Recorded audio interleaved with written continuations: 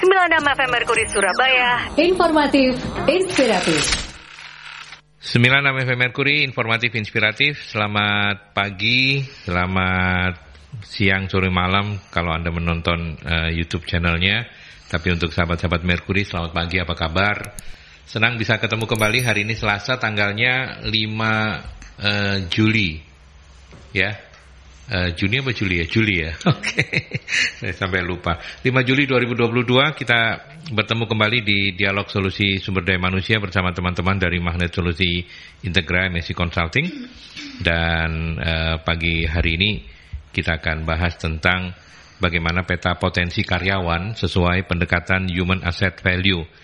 Hadir di studio yang pertama dari Magnet Solusi Integra MSC Consulting ada Farah. Farah, apa kabar? Selamat pagi. Pagi Mas Aldi, pagi juga sahabat Merkuri semua. Oke, sehat ya? Alhamdulillah. Alhamdulillah. Kemudian kita ketemu lagi juga dengan Mbak Iva Dewi Amalia, praktisi HR.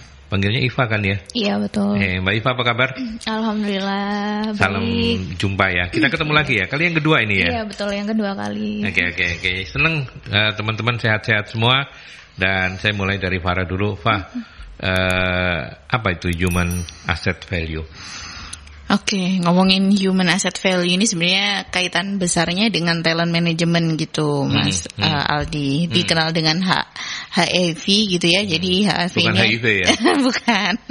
Jadi HAV ini adalah sebuah metode atau pendekatan gitu ya, di mana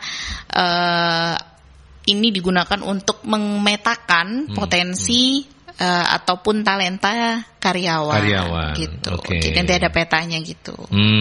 Jadi ini kayak apa namanya? Kayak sudah ada pakemnya gitu ya? Betul. Jadi nanti lebih jelasnya itu memang nanti di dalamnya akan ada matriks, di mana itu di dalam matriks itu ada box-box yang mana diisi dengan potensi-potensi ataupun karyawan-karyawan sesuai dengan potensi dan kinerjanya gitu.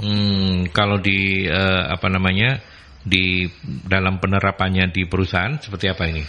Oke, jadi penerapannya yang tadi saya informasikan bahwa itu berhubungannya dengan talent management gitu ya. Jadi perusahaan itu akan melakukan ini ya Mas, HAV ini itu untuk melihat karyawan ini tuh cocoknya di posisi mana sih gitu, potensinya seperti apa, dan juga kinerjanya seperti apa gitu. Dan di dalam HAV sendiri itu memang ada kategori yang tadi saya informasikan.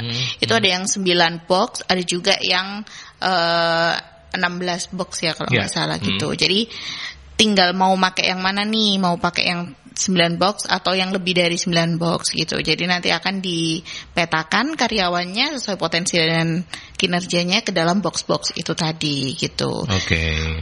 Jadi pakemnya itu ya, kalau boleh disebut sebagai sebuah pakemnya itu ada yang 9 box. Ya, istilahnya itu 9 box begitu ya. Iya, 9 box HAV. Oke, gitu. Terus ada yang paling terkenal. Terus ada yang 16. Iya, 16 box.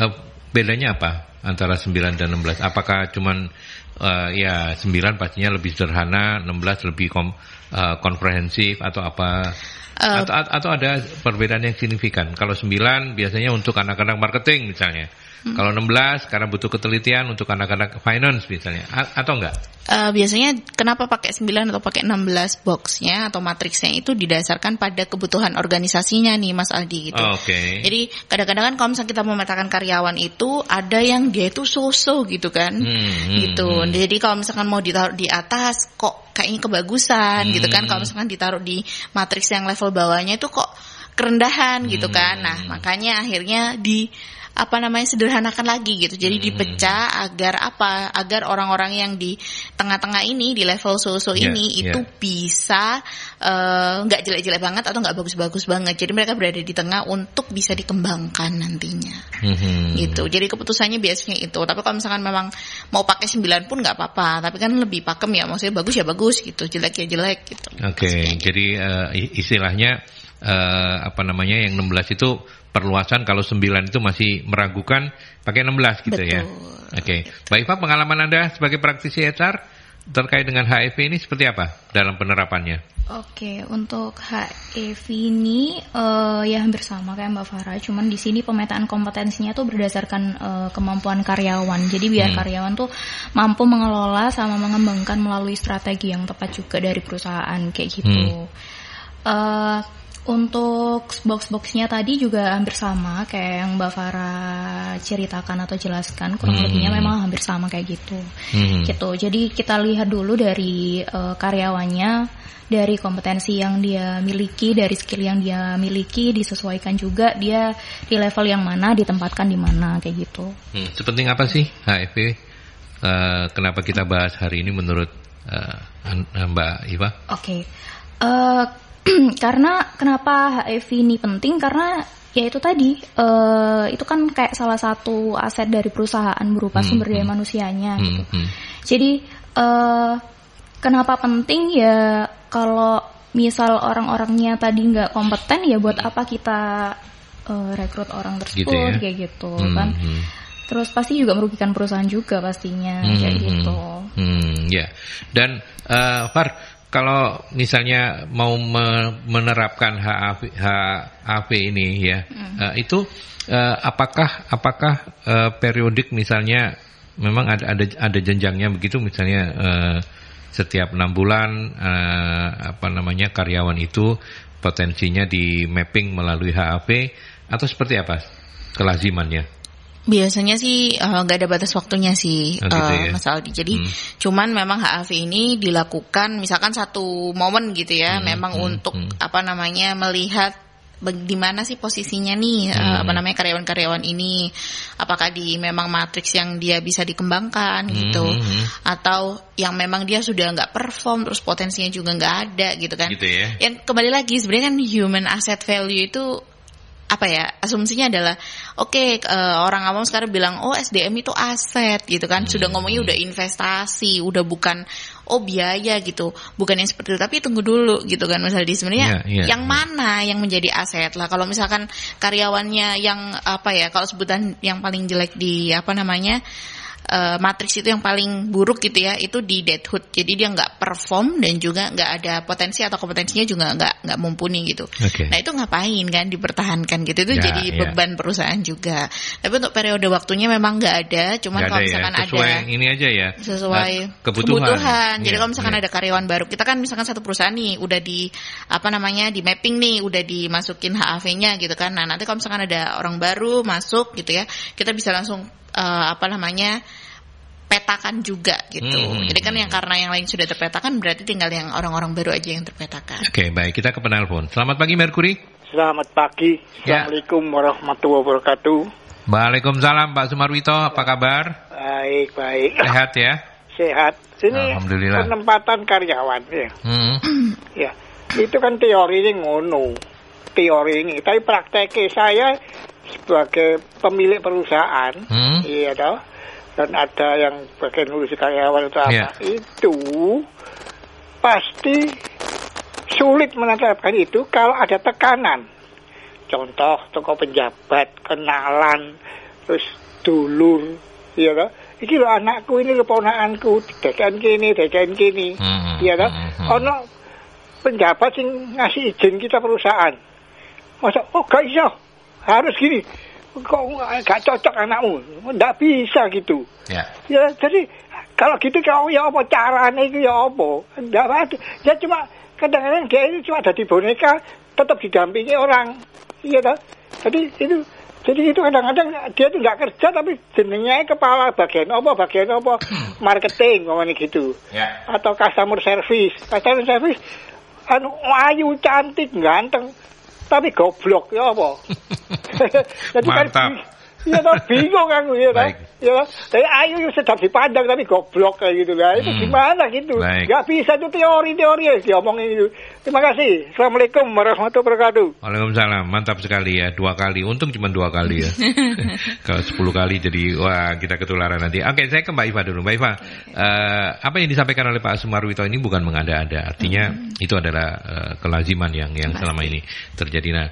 Nah, mungkin juga kita mau nanya nanti bagaimana kiat-kiatnya supaya teman-teman HR ini tidak under pressure begitu. Oke. Jadi ketika saya menjawab pertanyaan dari Pak Sumarwito. Oke. Jadi ketika ada kerabat yang merekomendasikan ini anakku, ini saudaraku atau apa, nggak apa-apa, kita ambil aja dulu yang bersangkutan, kita tes dulu. Jadi biar kita tuh tahu level untuk anak ini sampai seberapa. Kayak gitu. Nah, terus setelah itu kita lihat dia bakatnya di mana, minatnya di mana. Jadi kita mendalami itu sampai memang benar-benar harus tahu seluk-beluk semuanya, dari kepribadiannya juga penting kayak gitu. Setelah itu baru kita tempatkan yang bersangkutan sesuai dengan peminatannya, bidangnya, skillnya, kompetensinya kayak gitu. Jadi dulu pernah saya ada case di perusahaan sebelumnya hampir sama kayak gitu. Jadi kebetulan owner punya saudara. Jadi kebetulan owner bilang ke saya, ini Bu Iva minta tolong diteskan. Jadi yang bersangkutan ini lebih kompeten, cocok di mana, gitu ya? Ditempatkan di mana. Saya mau orang ini masuk kayak gitu. Oke, jadi saya lakukan tes psikotes. Jadi ada tes IQ juga di situ. Terus ada tes untuk bakat minat orangnya. Jadi saya juga mengukur ketelitian orangnya kayak gitu juga. Terus saya juga mengetes kepribadian orangnya. Untuk di perusahaan biasanya kita pakai DISC, itu sudah tahu. Jadi orang ini penempatan di mana. Pada saat itu saya langsung infokan ke owner, orang ini kompeten mungkin di produksi, kayak gitu. Jadi hasil dari DISC-nya itu di bagian produksi kayak gitu. Jadi akhirnya itu yang saya sampaikan ke owner, ya orang itu akhirnya masuk dan sesuai dengan bakat dan minatnya dia gitu. Jadi kalau misal ini saudaraku tapi dia maunya ditempatkan di sini, itu nggak bisa. Jadi kita sampaikan di awal, kita harus sesuaikan dengan kompetensi yang ada dari yang bersangkutan, skillnya juga kayak gitu. Karena itu juga jatuhnya kalau kita masukkan sembarangan di beberapa perusahaan, takutnya malah merugikan perusahaan itu sendiri kan nantinya. Betul. Jadi merugikan orang lain, akhirnya ditambahkan job desk-nya ke sana di orang itu, jadi orang itu cuman kayak jadi pelaksana aja, nggak ngerti dia mau ngapain, skillnya bukan di tempat itu. Jadi itu penting banget sih untuk. Ya Pak Sumarwito. Hanya sampai disitulah peran HR begitu ya. Artinya kalau HR yang penting, HR sudah menjalankan tugas dengan baik dan sudah melakukan SOP-nya sesuai dengan yang harus dikerjakan. Tapi kalau misalnya ada under pressure dan yang mengatakan wis gak apa-apa, ini perusahaan-perusahaanku rugi aku. Gimana Far? Ya sudah ya, lepas saja begitu ya. Nah itulah yang namanya HR gitu ya Mas Aldi. Jadi tugas besarnya HR itu adalah mengedukasi, mengedukasi karyawannya atau mengedukasi yang punya gitu kan. Jadi kita bisa memberikan rekomendasi. Kita proses aja sama seperti Mbak Eva tadi gitu ya. Tinggal kita rekomendasikan, ini nggak sesuai Pak gitu ya, atau ini sesuainya di sini Pak gitu. Nah untuk pengambilan keputusan itu tetap di owner. Kalau misalkan itu memang keputusan owner gitu kan. Cuman ini yang memang juga menjadi salah satu tantangan gitu Mas Aldi, menyambung ke HAV juga gitu kan. Jadi tantangan untuk implementasi HAV itu banyak, salah satunya juga terkait dengan komitmen perusahaan. Gimana sih perusahaan itu bisa komit gitu ya kalau misalkan menerapkan HAV sendiri gitu. Oke, baik. Terima kasih Pak Sumarwito. Silakan untuk Anda yang lain di belakang Pak Sumarwito nanti bisa bergabung di 0315620096 atau juga melalui WhatsApp di 0817300096. Kita break dulu ya. Kita ke pesan-pesan dulu. 96 FM Merkuri Surabaya. Informatif, inspiratif.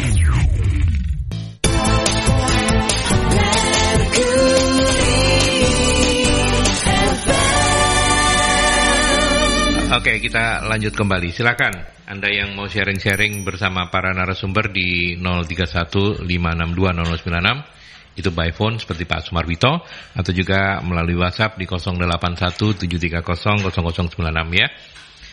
Hari ini kita membahas tentang human asset value ya, seberapa pentingnya ini untuk bisa melakukan pemetaan terhadap potensi karyawan. Tadi sudah kita bahas di awal-awal dan terima kasih Pak Sumarwito juga sudah berkenan untuk sharing. Nah, sekarang kita lebih pertegas lagi bagaimana implementasi pendekatan HAV dalam penerapan di perusahaan. Saya ke Mbak Iva dulu. Mbak Iva, seperti apa implementasinya? Mungkin bisa dijelaskan lebih detail begitu terkait dengan implementasi HAV ini, dimulai dari mana, harus seperti apa, monggo silakan. Oke, untuk implementasi di HAV ini biasanya kalau dari internal SDM-nya itu bisa dilakukan pelatihan kayak gitu. Jadi untuk pelatihan, untuk penambahan kompetensi, skill kayak gitu. Terus kalau misal dari skill dan kompetensinya sudah ada, cuman dia hanya perlu dibina, itu juga bisa melakukan pembinaan di pihak internalnya kayak gitu.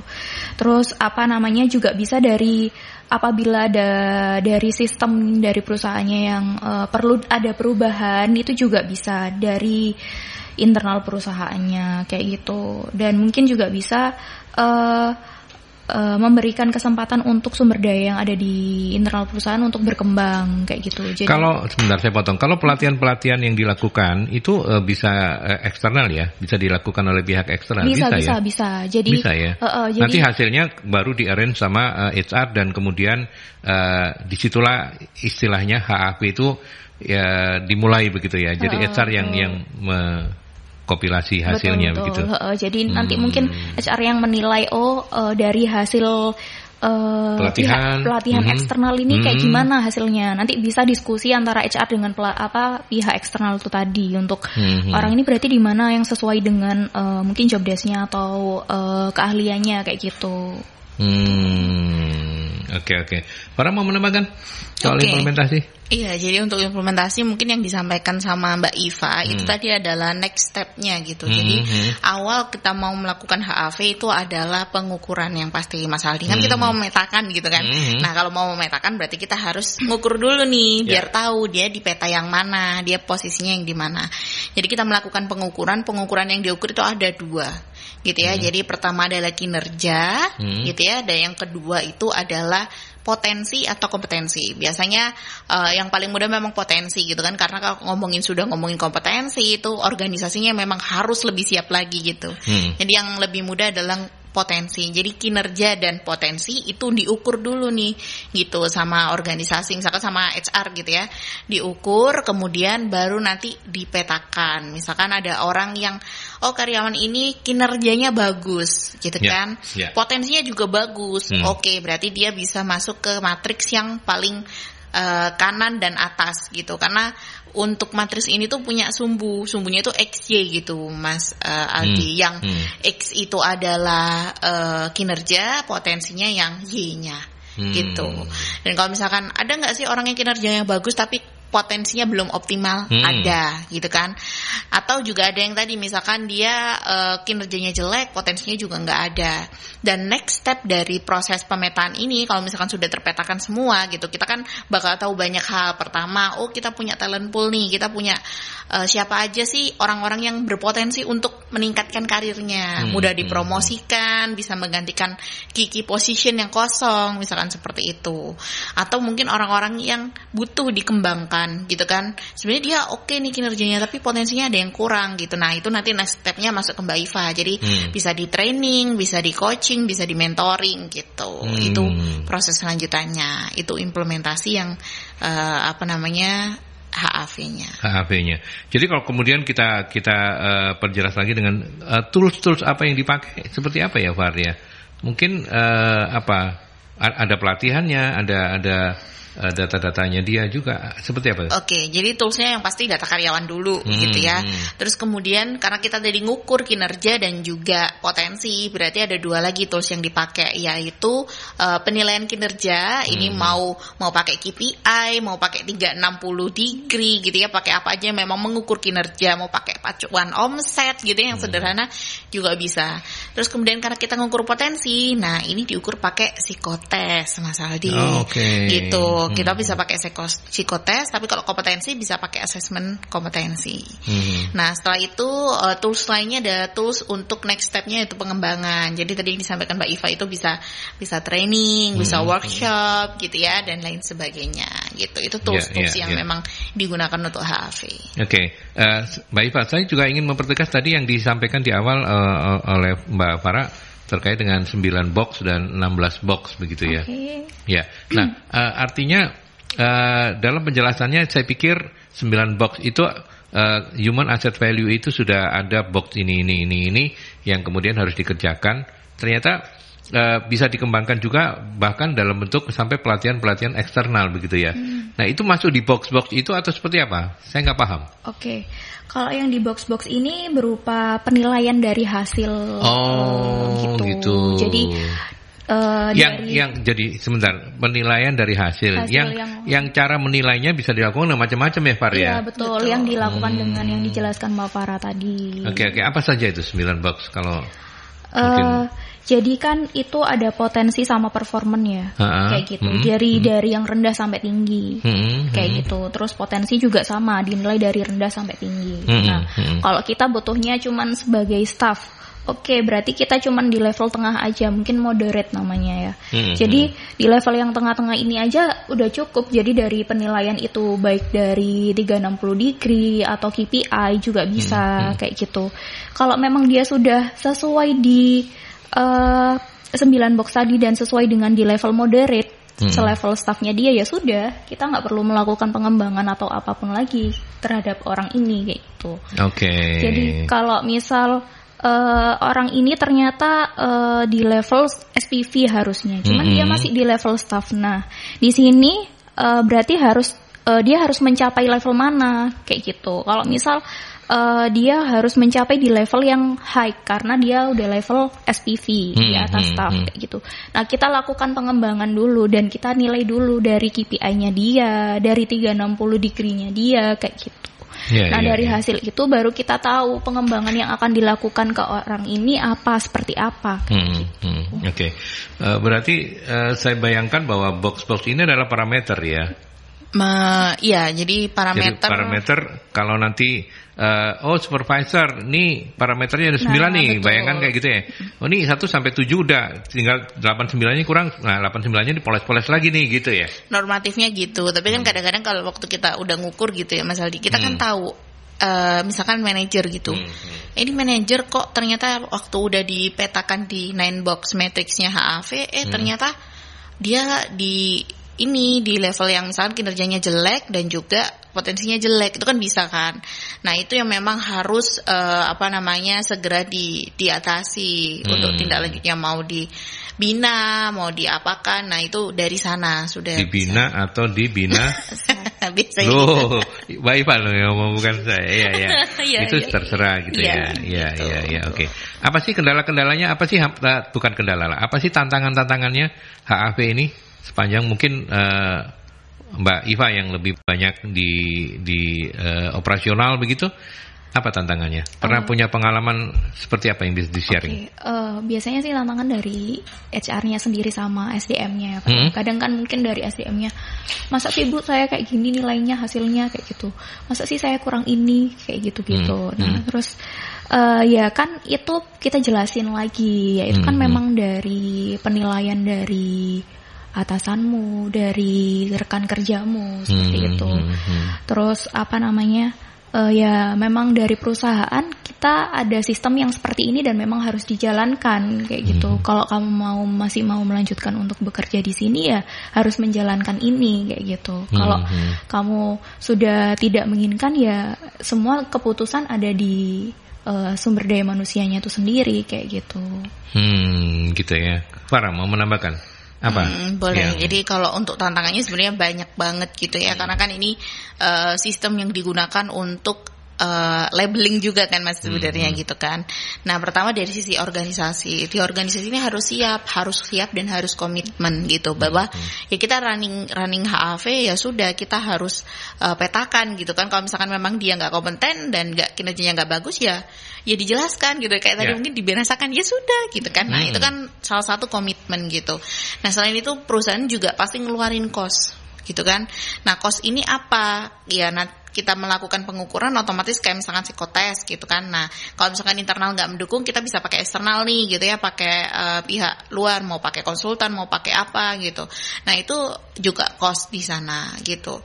Terus terkait dengan ini sih perkembangan organisasi. Jadi untuk HAV sendiri sebenarnya itu mendukung gitu terkait dengan mau berkembang nggak sih ini organisasi. Dan kalau misalkan kita udah tahu nih Mas Aldi gitu ya, mana sih potensi-potensi atau karyawan-karyawan yang bagus-bagus gitu kan harusnya seneng gitu kan. Oh iya gitu. Nah itu nanti bisa juga untuk organisasi lebih bisa mengatur strategi gimana potensi-potensi ini tetap ada atau sustain gitu di dalam organisasinya.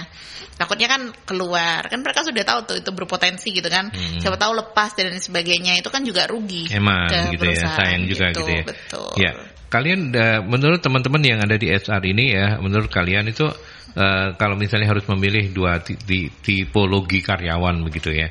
Ada yang satu kompetensinya itu so-so lah ya, nggak bego-bego banget lah, tapi so-so. Cuman dia itu nurut, ya, dia bukan dia good boy atau good girl lah ya. Tapi di sisi yang lain ada yang kompetensinya luar biasa, pinter banget, kreatif banget, tapi bengal, badung. Itu bagaimana HR melihat dua tipologi ini masing-masing? Iva dulu. Oke, kita lihat dulu dari job deskripsinya dia. Job desk-nya ya, oke. Jadi kalau kita nggak butuh orang yang nurut dari job desk itu, misal kayak level marketing ya. Biasanya kan dia cuman kayak omset dan target aja gitu kan. Jadi mau lu suka juga balik, monggo gitu. Terserah kayak gitu. Jadi yang penting targetmu tercapai di perusahaan ini kayak gitu. Kan cuman itu pressure-nya di marketing kayak gitu. Kita lihat job desk-nya dulu. Kalau misal di job desk itu butuh orang yang nurut, butuh orang yang konsis, butuh orang yang disiplin dan sebagainya, berarti kita pakai orang yang disiplin dan nurut itu tadi. Jadi itu tuh sesuai dengan sesuai dengan kebutuhan dari perusahaan gitu aja sih. Dilihat dari job desk-nya aja. Ya, jawabannya diplomatis ya. Mungkin Mbak Farah lebih tanpa beban bisa menjawab. Gak jauh beda sebenarnya Mas. Karena apa? Karena kita ini support modelnya gitu. HR itu adalah support. Intinya mendukung bagaimana caranya perusahaan itu tetap run kan gitu kan. Nah kalau terkait dengan dua tipe karyawan tadi gitu, itu yang membedakan adalah treatmentnya. Bisa dari sisi penempatan jabatan itu tadi gitu ya. Sama yang terakhir itu bisa juga melalui pendekatan leadernya nih Mas Aldi gitu kan. Kalau leadernya walaupun hanya bengal tapi yang penting targetnya tercapai, itu biasanya juga leadernya model kayak gitu tuh gitu kan. Gitu. Ada juga leader yang prosedural gitu kan. Yang penting itu ya prosesnya tuh jalan gitu. Hasilnya tuh nanti akan mengikuti dari prosesnya kan, ada yang kayak gitu. Nah itu juga leadernya juga berpengaruh di sana. Sebenarnya kita hanya HR itu kan menyediakan gitu. Kalau misalkan marketing nih butuh SDM yang seperti ini, ya kita support gitu di sana. Nah kalau misalkan accounting butuh yang orang teliti, disiplin gitu ya, yang pokoknya bisa kerja utun gitu kan. Nah kita sediakan orang yang seperti itu gitu. Nanti tinggal pendekatannya seperti apa yang kita berikan agar tetap produktif. Ya. Gitu. Oke, kita break lagi untuk pesan-pesan teman-teman, dan terima kasih untuk beberapa pertanyaan yang sudah dihimpun oleh Mbak Yuli yang ada di Posko. Saya akan sampaikan nanti setelah pesan-pesan.